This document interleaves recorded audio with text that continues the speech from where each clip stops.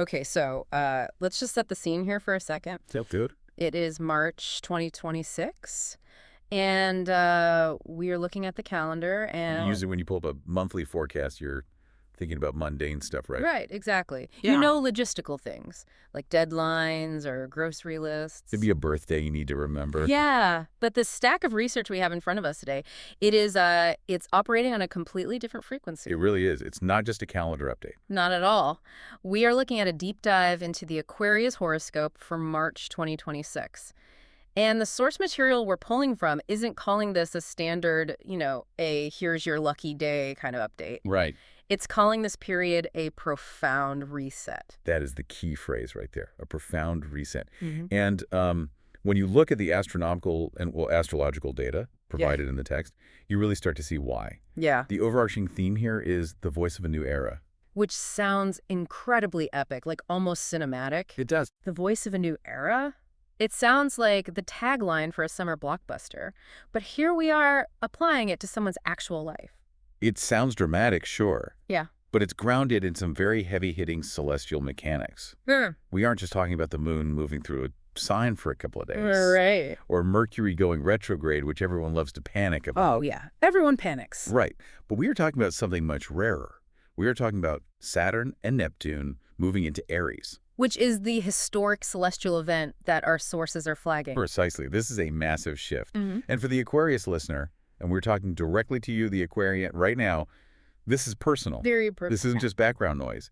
This specific month, March 2026, is poised to change how you communicate, how you learn, and how you connect with the immediate world around you. So if you're listening to this and you are an Aquarius, consider this your briefing. Yeah. The source material is framed as a 15-minute deep dive forecast, but we are going to expand on those core nuggets because there is just so much density here. Absolutely. We're going to unpack why this month is being flagged as the moment you step up to the microphone, metaphorically speaking. And perhaps literally speaking, too, depending on how this transit hits you. Right. So let's get right into the biggest headline from the text. Section 1, which is the Aries Ingress. The Aries Ingress. This is the main event. We have Saturn and Neptune moving into Aries. And for the Aquarius, this activity is happening in what's called the third house. Yes, the third house. Now, before we get into the heavy planets, Yeah. Can we just clarify what the third house actually covers? Because I feel like in astrology, the houses can be a bit abstract. They definitely can be. People know their sign, but the houses get a little fuzzy. Sure. So in the text, the third house is defined quite clearly. It's the domain of communication ideas and the local environment. Okay. Think of it as your immediate network. It's how your brain processes information, how you speak, how you write, and literally the neighborhood you live in. Wow, so it's very day-to-day. Exactly. It's the traffic of your daily life, both the cars on the street and the thoughts in your head. Okay, so it's the busy part of life. Yeah. Talking, thinking, moving. It's like the browser tabs you have open in your brain. That is a perfect analogy. The browser tabs. It is the operating system of your daily existence. Right. And typically for an Aquarius, this house is ruled by Aries naturally, which means your mind is already pretty fast. Yeah. It's already pretty active. Right. But now into this busy, chatty house walks Saturn. Saturn, the heavy hitter. Yeah. The source material uses a very specific phrase here. It says Saturn demands serious attention. Serious attention. That doesn't sound like Saturn is here to party. No, Saturn is rarely the party planner. Right. Saturn is the architect. Saturn is structure, discipline, and authority. He is the timekeeper. Okay. So when Saturn enters your third house of communication, the days of casual throwaway comments are over. The text suggests that you might be asked to take on a more authoritative role. An authoritative role. Let's Yeah. dig into that, because what does that actually look like for our listener? Does that mean they suddenly become the boss at work, or is it more subtle? It can be professional, but I think it's more about the quality of your voice. The source gives us some really concrete examples. What are they? It lists writing, speaking, and teaching. But it's not just about doing those things. It's about the weight you bring to them. The weight. Okay. Yeah, if you've been sort of casually blogging, or maybe you have an idea for a book that's just been sitting in your notes app for 3 years. We all have those. Right, we all do. But Saturn is looking at that and saying, do it.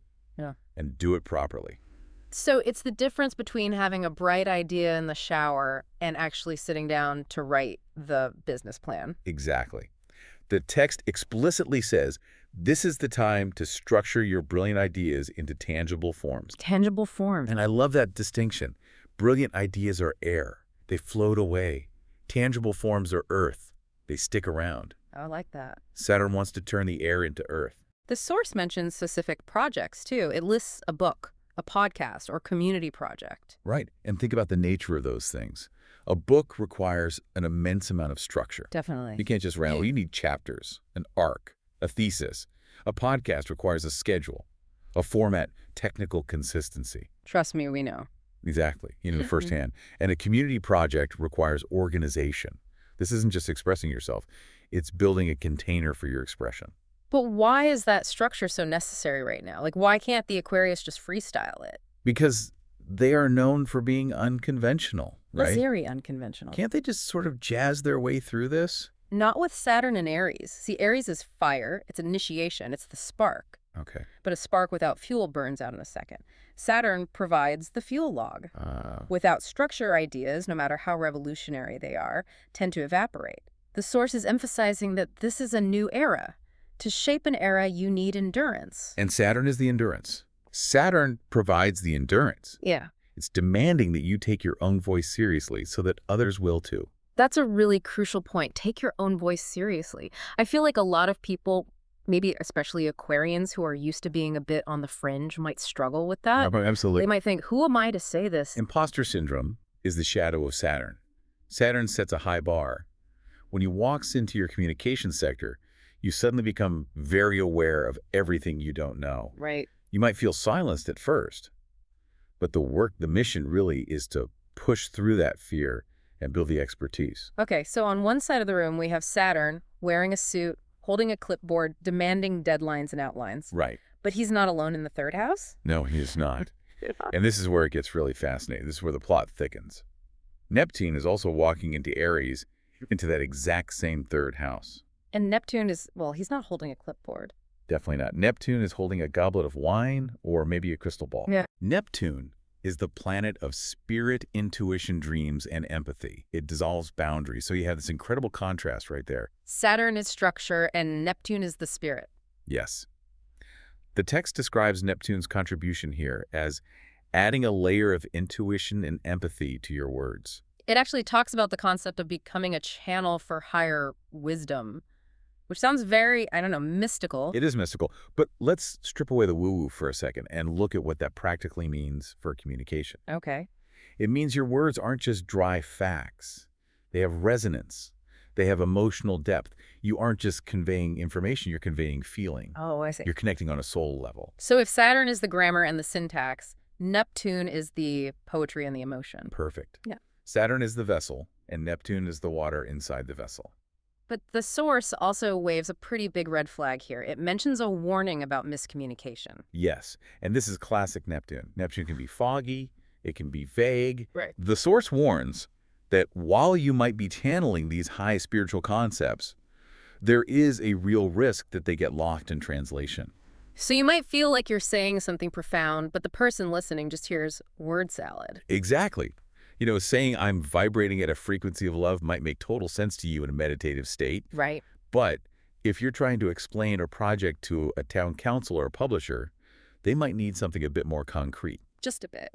The text emphasizes the need to ensure the message is clear and grounded, even if the source is divine. That sounds like a tricky balance beam to walk. How do you ground the divine? By using Saturn. That's exactly why they're there together. You use Saturn's discipline to edit Neptune's flow. Oh, I love that. You write the poetry with Neptune, but then you edit it for clarity with Saturn. You have the vision, but you build the roadmap. So this is the tension of the month for the Aquarius, synthesizing this duo. It's a tension, but it's also a synergy. If you only have Saturn, your communication is dry, boring, and maybe a little too rigid. If you only have Neptune, you're poetic but confusing. The voice of a new era, the source describes, is the combination of both. Structure and spirit. Yes. It's articulating a unique vision that possesses both structure and spiritual depth. That is a powerful combo. It's the poet who understands grammar, the visionary who can actually write a business plan. Precisely. That is the assignment for the third house. And because it's in Aries, it needs to be bold. It needs to be brave. Aries doesn't apologize. Okay, so we've established that the Aquarius needs to speak up, write it down, and make it real. Right. But ideas don't exist in a vacuum. They usually require resources. Which brings us to the next layer of this reset. Section 2, which is the Pisces sun and the second house. Right. So while all that heavy lifting is happening in the third house, we have the Sun and Mercury in Pisces illuminating the second house. This is happening early in the month. And for the listener, let's clarify the second house, because this covers money, values, and self-worth. The basics of survival and self-esteem is what you have in your pocket and how you feel about yourself. The source calls this a core shift. It talks about reassessing worth.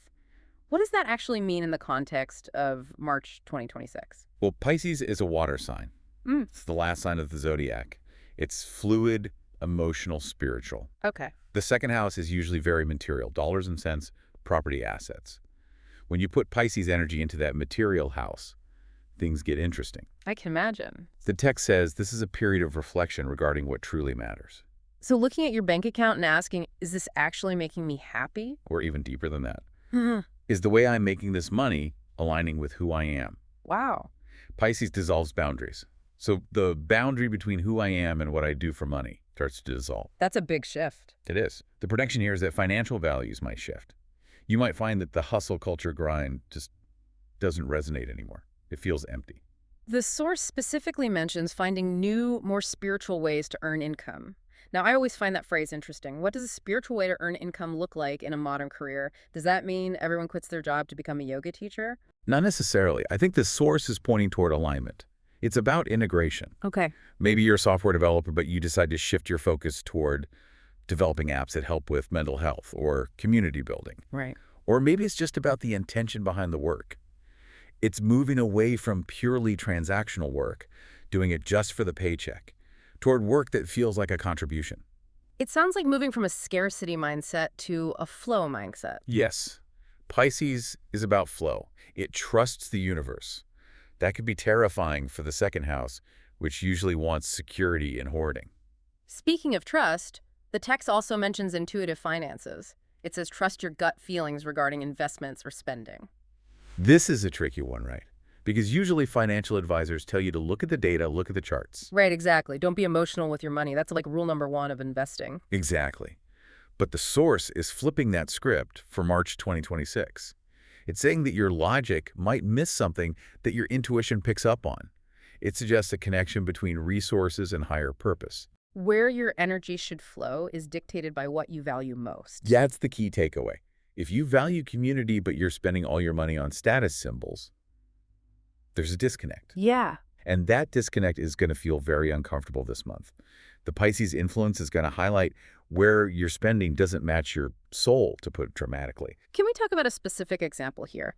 Let's say an Aquarius is looking at buying a house. Okay. Logic says buy the one in the appreciating neighborhood. Intuition says buy the weird one near the woods. In March 2026, Yeah. you buy the weird one near the woods. Really? Because Pisces knows that your soul needs the woods more than your portfolio needs the appreciation.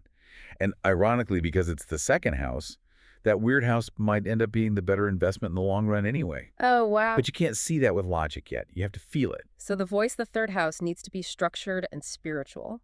And the wall at the second house needs to be aligned with that spirit. You can see the pattern emerging. It's about authenticity. It's about stripping away the fake layers, the fake words, the fake values. Which leads us perfectly into section 3. Because if you change your voice and you change your values, inevitably your relationships are going to change. They have to. You can't change the script without confusing the other actors on the stage. You can't operate in a vacuum. If you start speaking your truth and spending your money differently, people are going to react. So let's talk about the lunar eclipse, March 3rd. March 3rd. Lunar eclipse in Leo. And this is hitting the 7th house. The 7th house is the domain of committed partnerships. This is marriage, business partners, long-term collaborators. It's the we to your I. Now, eclipses in astrology are usually described as high-drama events, right? They are pivots. An eclipse is often described as a culmination or a turning point. It accelerates timelines. Accelerates them how? Things that might have taken 2 years to unravel can happen in 2 days during an eclipse window. It's like hitting the fast-forward button on the cosmic remote. The source talks about closure. It analyzes the possibility of an old dynamic ending. And that word dynamic is important. It Mhm. doesn't always mean the relationship itself ends, though it Hmm. can, but the way the relationship works might end. Okay. The source says this is to make way for a more authentic connection. So if you've been in a partnership where you're playing a role that doesn't fit you anymore, maybe you're the silent one or the one who always compromises, this eclipse is going to blow that up. It's going to shine a giant spotlight on it. Remember, this is a Leo eclipse. Right, Leo. Leo is the sign of the heart, the ego, the self-expression.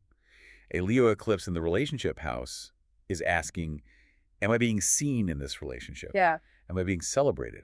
Or am I just part of the furniture? That's a tough question to ask. It is. But Aquarius traditionally can be a bit detached. They can put up with a lot of meh behavior just to keep the peace, or because they're focused on other things. Right, they're in their heads. Exactly. Yeah. The Leo eclipse brings the fire. It brings the demand for passion and recognition. The source lists some action items here. It calls for new boundaries and clearer agreements. Clearer agreements in one-on-one interactions. This links back to Saturn in the third house, doesn't it? Oh, totally. You need the communication skills to set the boundary. Exactly. You can't just hope the other person guesses that you've changed. You have to articulate it. Right. You have to say, I can no longer do X. I need Y. The goal, according to the source, is balanced, equitable partnerships that honor your unique spirit. Honor your unique spirit. That feels like the thread tying all of this It together. is. If you're stepping into this new era of your life, Yeah. you cannot be tethered to relationships that keep you small. Yeah. The eclipse is the mechanism that snaps those tethers. It might be a fight, it might be a breakup, or ideally it might be a breakthrough where you finally tell your partner what you need and they step up to meet you. It's interesting that this is happening in the seventh house because that's directly opposite the first house, which is the self. So it's this tug of war between me and we. Always. And with the nodes involved in an eclipse, it's about destiny. The people leaving your life right now, they probably aren't meant for where you're going. Wow. The people staying, they are the ones who can handle your new voice. So we have these three massive moving parts. We have the third house structure and spirit, the new voice. Right. We have the second house value reassessment, the new money and values. And we have the seventh house relationship reset, the new boundaries. Let's move to section 4 and synthesize this. The source calls this whole package the voice of a new era. When you connect the dots, it's a very coherent narrative. It's almost like a 3-act play. How so? Walk us through the acts. Okay. Act 1 is internal. You get clear on your values with Pisces in the second house. You realize this is who I am and this is what matters to me. You stop lying to yourself about what you want. Right. Act 2 is expression. You use that clarity to speak with authority and vision. That's Saturn and Neptune in the third house. Mm-hmm. You say, this is what I have to say. This is my truth. Okay, and act 3. Act 3 is interaction. That new clarity and voice enforce new boundaries in your relationships with the Leo 7th house. You say, this is how I expect to be treated. It's a total system upgrade. It's hardware and software. It is. It's not just one area of life. It's the entire interface between the Aquarius and the world. You are upgrading the user interface. The text revisits the core identity of the Aquarius here. It calls the listener the visionary communicator the world needs. Aquarius has always been the archetype of the visionary, the futurist. They're the ones who see around the corner. Right. But often that vision can stay in the head. It can remain theoretical. You know, wouldn't it be cool if? Yeah, exactly. March 2026 is demanding that the theory becomes practice. It emphasizes that ideas have the power to shape the future, which sounds like a lot of pressure, honestly. It is pressure, but it's also purpose. If you have a solution or a perspective that can help and you don't share it, that's a loss. That's a waste of the Aquarius gift. The source gives a specific affirmation or mantra for the month. I want to read it out, and then I want you to break down why this specific collection of words works for this specific astrological weather. Because usually affirmations can feel a bit generic. Let's hear it. I bet we can find the astrology in every word. Okay, the affirmation is, my voice is clear, my ideas are powerful, and I communicate my truth with wisdom and purpose. Okay, let's dissect that. First part, my voice is clear. That's the Saturn influence. Clarity, structure, not mumbling, not hiding. It's defining the edges of the sound. Next, my ideas are powerful. That's the Aquarius intellect energized by that Aries fire. Aries is the warrior. Ideas that have force behind them, they aren't passive suggestions, they are commands. In the last part, and I communicate my truth with wisdom and purpose. Wisdom is the Neptune influence, the spiritual depth, Right. the higher knowing. Right. And purpose is the second house values, knowing why you are saying it. It's a perfectly constructed sentence to act as a counterspell to the confusion or fear that might come up during these transits. It really covers all the bases. It's like a little checklist for every time you open your mouth this month. It really is. You just ask yourself, is it clear? Is it powerful? Is it wise? Is it purposeful? Exactly. If the answer is no, maybe pause. Go back to the drafting table, which is very Saturn. Don't speak just to fill the silence. Speak to change the room. That's a great rule of thumb. Thumb. Speak to change the room. That's the Aries way. So as we wrap up this deep dive, let's look at the summary and the call to action from our source. The mission is clear. Harnessing the power of the mind and voice. The source asks a direct question to the listener. It says, what message are you ready to share with the world this month? And I think you need to take that question literally. Not what do I think, but what am I ready to share? Because sharing implies vulnerability. Exactly. It implies putting it out there where it can be judged. And that takes us back to the courage required by Aries. Yes. Aries is the sign of bravery. It takes bravery to speak up, especially when you're proposing a new era. New eras scare people. People like the old era. It was comfortable. So here is the final provocative thought we want to leave you with. We've talked about the historic celestial event. We've talked about the rarity of Saturn and Neptune moving together like this. It's a once-in-a-lifetime configuration in this specific way.